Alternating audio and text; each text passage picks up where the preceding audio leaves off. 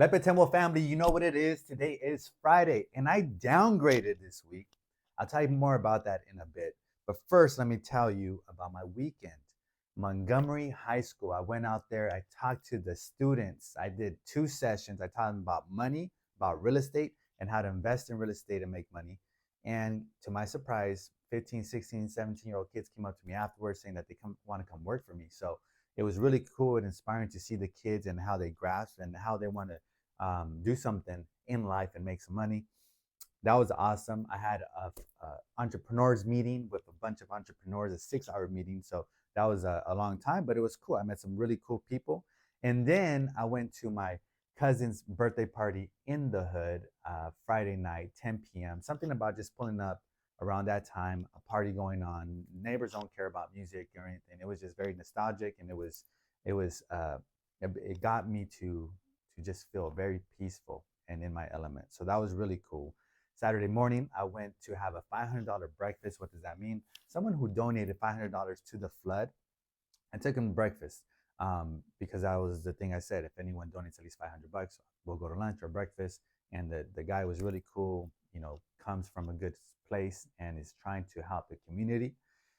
And then afterwards, I went to go see Henish, a friend of mine who donated a bunch of furniture because he owns a furniture store to all the flood victims. There's hundreds of people that showed up to collect these things.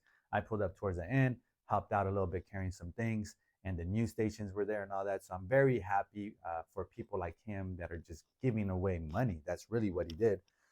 And come Sunday, I woke up and I got downgraded, guys. I flew to Maryland, but in Southwest, not in the PJ no more. I guess it is what it is. That's back down to reality. So I pulled up to Washington, D.C. There was like some snowflakes falling. I had a really nice sushi dinner. And then I went to Maryland. I forgot the name of the city, but um, it was, it reminded me why San Diego prices are San Diego prices. But it was cool, you know, a bunch of woods and trees, roads, and there's deers crossing the roads. I've never seen that. I don't think I've seen that. And I had a good time there. My coach, he trained us on real estate and how to help people and serve people better. That was dope. Then I flew back.